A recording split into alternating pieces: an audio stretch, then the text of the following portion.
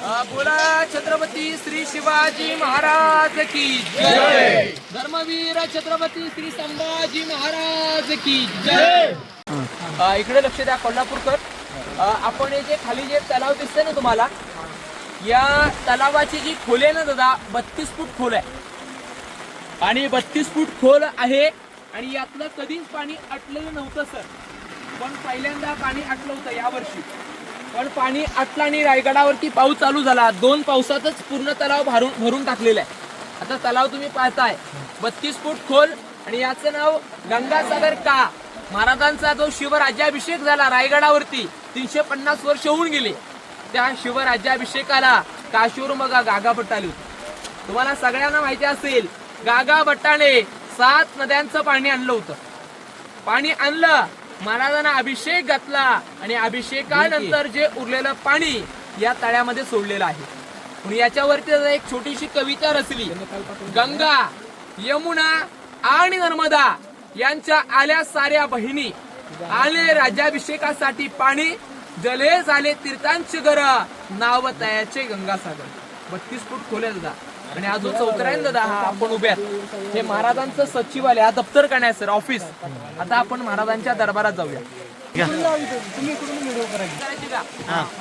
बोला छत्रपती श्री शिवाजी महाराज की जय. धर्मवीर छत्रपती श्री संभाजी महाराज की जय. रायगडाच्या आपण अति पवित्र्याच्या ठिकाणी सगळेजण उभे आहात. याच जागेला राजांचा राज दरबार म्हणजे दिवाणे आम, जो आम जनतेचा दरबार जो रायगडावरती होता तो या ठिकाणी होता. या ठिकाणी सर त्या काळात 6000 मावळे बसायचे. महाराज या ठिकाणी महाराजांचं सोन्याचं सिंहासन होतं समोर. सिंहासनाचं जर पाहिलं तर 32 मणाचं सोन्याचं सिंहासन होतं. 1 मण म्हणजे 40 किलो, 1280 किलो वजनी सोन्याचं सिंहासन या जागेवरून जुल्फिकार खानाने पळवलं. या आतील मूर्ती दादा युवराज छत्रपती संभाजीराजे कोल्हापूर यांच्या हस्ते मूर्ती बसवण्यात आलेली आहे. मूर्तीवरती दादा रोज हार येतो सांगलीवरून.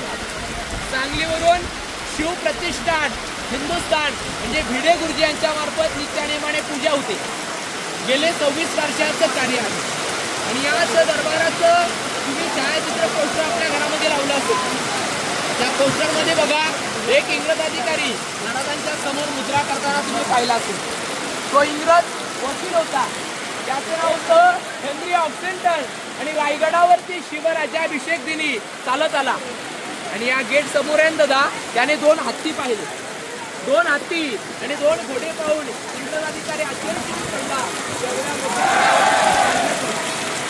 त्यावेळेस कोणी उत्तर दिलं नाही महाराजांनी हत्ती आणले कसे.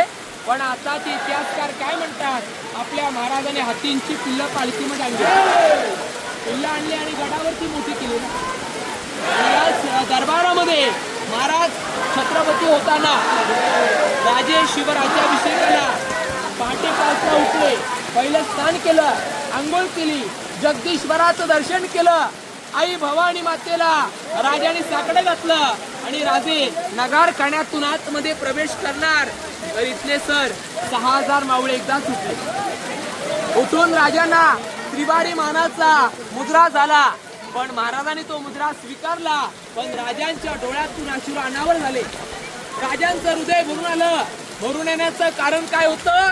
कारण होतं ज्या ज्या मावळ्यांवरती राजाने हिंदवी स्वराज्य उभं केलं तो एकही मावळा किंवा एकही सरदार आनंदाच्या सोहळ्यात दिसत नव्हता.